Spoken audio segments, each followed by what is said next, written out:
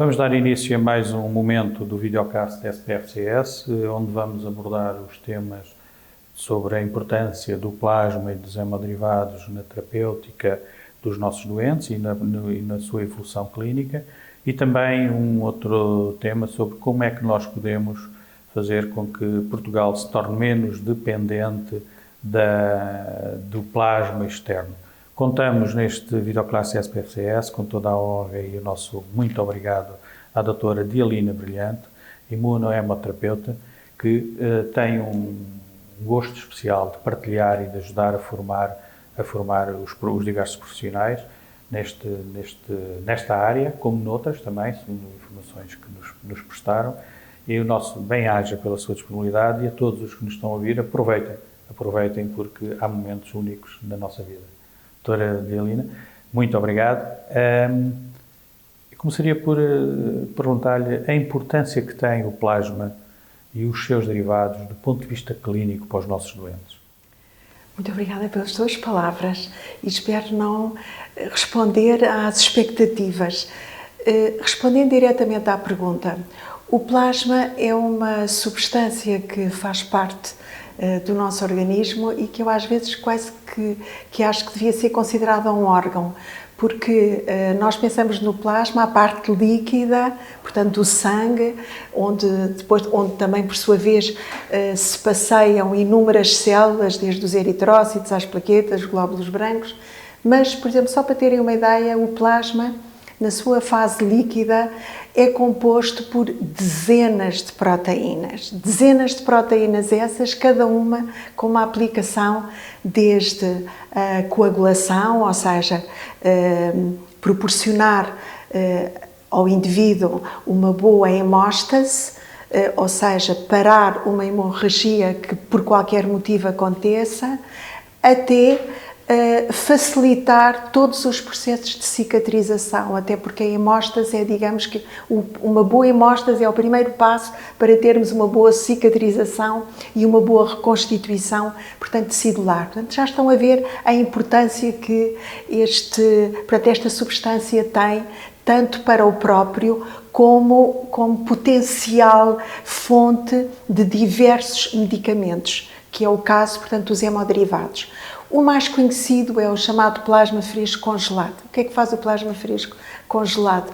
No fundo, reproduz aquilo que o plasma é chamado a fazer logo em primeira atitude, por exemplo, quando nós temos uma hemorragia. E assim o que é que acontece? Muitas vezes os doentes operados, se por qualquer motivo começam a sangrar, o plasma fresco é logo chamado portanto, a atuar, ou seja, é logo requisitado o plasma fresco congelado. Mas, como eu disse há pouco, o plasma fresco congelado é, digamos, o congelar o produto na sua globalidade. Mas então, o que é que acontece? Nós acabamos por não poder tirar partido dessas diferentes proteínas que são, por exemplo, o fator 7, ou o fator 8, ou o fator 13, ou a antitrombina 3, e através da separação do plasma nos seus diferentes componentes, portanto um método que existe já há bastantes anos, que é o fracionamento de Kohn, é possível separar cada uma destas proteínas, e separando cada uma destas proteínas é possível concentrá-las, transformá-las em medicamentos e eu poder, numa dose, num volume relativamente pequeno, fornecer ao doente aquilo que lhe faz falta, enquanto que se eu tivesse só o plasma fresco congelado, eu teria que ter vários litros de plasma para poder proporcionar exatamente aquele montante que faz falta a um doente num determinado momento. Eu estou a pensar muito concretamente nos concentrados de fibrinogénio, que tantas vezes são tão úteis nos processos, por exemplo, em que o fibrinogénio está baixo, porque os doentes estão a fazer determinadas medicações que condicionam essa baixa do fibrinogénio, e eu, por exemplo, para ter 1 grama de fibrinogénio, teria que ter várias dezenas de litros, portanto, de plasma. Portanto, e daí a importância que o plasma tem, tanto na sua vertente de papel fisiológico que tem no organismo, como, por outro lado, como é importante os hemoderivados, ou seja, os produtos farmacêuticos que dele nós podemos tirar e que realmente nos proporcionam instrumentos terapêuticos utilíssimos. É exatamente nesse processo de fracionamento que o plasma fresco passa a medicamento em determinadas etapas por causa do procedimentos de segurança, eficácia e em termos de toxicidade.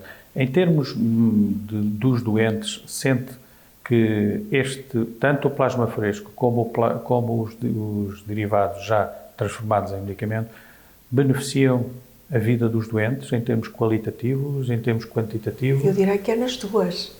Porque, por exemplo, vou dar um exemplo. Um doente com uma leucemia aguda linfoblástica, que, por exemplo, está a tomar L-asparaginase. Muitas das vezes, associada a esta situação, pode haver um quadro, portanto, hemorrágico, muitas vezes tem características de uma hiperfibrinólise e, portanto, tem níveis de fibrinogénio baixos.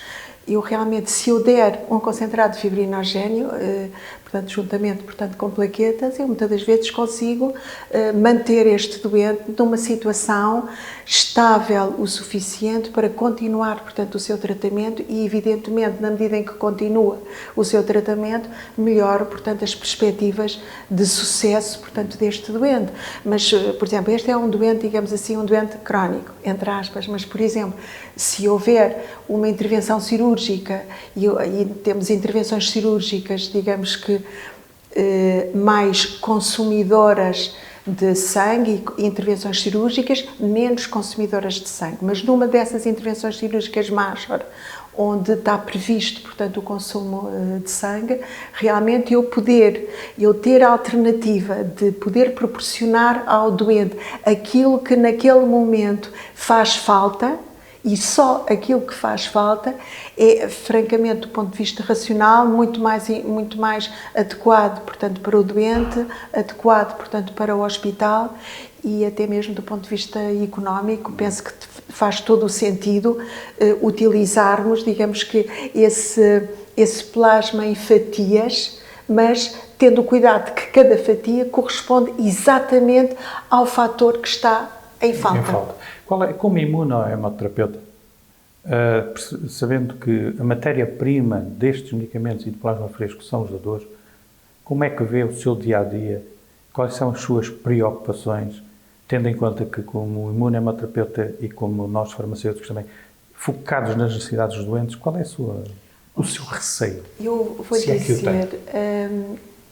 receio não tenho, porque eu acho que eu acredito que uma vez informadas, acho que quem tem saúde e pode dar sangue, se estiver bem informado, seguramente que a primeira reação é, portanto, doar, portanto, o seu sangue. Agora, isso obriga-nos a ter uma responsabilidade, que é, dessa matéria-prima que nos é doada, nós temos que fazer dela, dar-lhe a ela a melhor utilização possível. E, portanto, fico sempre muito contente quando vejo que estamos no caminho de podermos fracionar o plasma, portanto, português e passarmos, portanto, a utilizar um plasma que depois irá para a indústria para ser fracionado, uma vez que nós não temos dimensão para ter uma fábrica onde isso tudo possa ser feito em Portugal, mas o saber que vamos passar a ter um produto que tem plasma português, realmente eu acho que isso é um dado extremamente importante, até porque os nossos dadores, e de um modo geral na Europa e em alguns locais, portanto, dos Estados Unidos, a dádiva é anónima, benévola e voluntária, isso dá-nos uma segurança acrescida portanto, dos componentes que estamos a utilizar, portanto, e que transfundimos. Eu não quero com isto dizer que o plasma da indústria ou os componentes sanguíneos da indústria não sejam seguros, porque hoje em dia existem processos de esterilização que são muito seguros.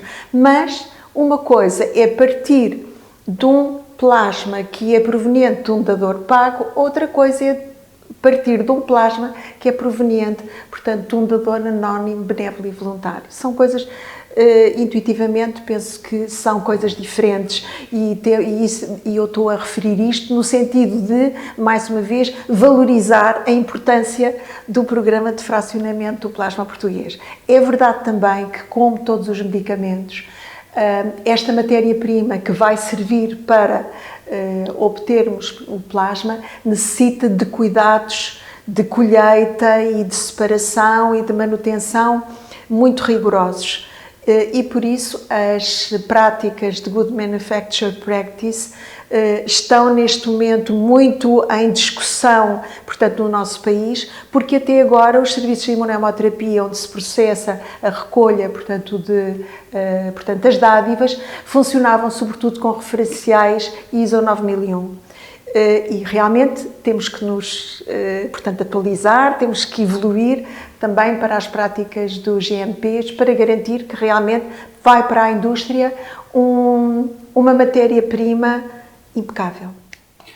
Sente, uma vez que os dadores são a fonte das matérias-primas para estes medicamentos e para os doentes que necessitam deles, sente que em Portugal o povo português é participativo neste processo de dar... Eu acho que quando nós o informamos devidamente é participativo. Nós temos inúmeros exemplos de dadores que regularmente vêm, portanto, aos hospitais. Muitas das vezes começam por vir porque têm um familiar, portanto, que necessita de ser transfundido e o primeiro contacto com a transfusão é exatamente essa necessidade, de onde me parece que tinha todo o interesse haver programas de formação e informação logo nas escolas sobre a importância da doação de sangue. Eu já dei sangue e às vezes ainda dou com espaços grandes. Há um certo bem-estar quando sabemos que a unidade que contribuímos naquele dia foi dada a um doente. Acha que há algum problema de comunicação? Porque nós sentimos às vezes sinais de alarme, a dizer atenção, o estoque de sangue está a baixar, atenção, é necessário virem mais dadores. Acha que o que é possível fazer para que os imunoterapeutas, os cirurgiões, quando precisarem de plasma, não tenhamos momentos cíclicos? Olha, eu acho que é preciso trabalhar em várias linhas. Portanto, por um lado, informar a população, por outro lado, utilizar criteriosamente os componentes sanguíneos. Só damos aquilo que é absolutamente indispensável e não há lugar para desperdício ou para uma atitude mais liberal. E depois, se os utilizarmos e se nos estivermos minimamente organizados, eu acredito que conseguimos manter portanto, um estoque disponível suficiente para as necessidades. Precisamos isto é como um puzzle. Temos que estar organizados em vários aspectos e se assim for, acho que só temos que ser bem-sucedidos. Como é que uma imunoterapeuta tão otimista, que mensagem quer deixar àqueles profissionais que estão do outro lado, para terminarmos este vídeo? Quero deixar a seguinte mensagem.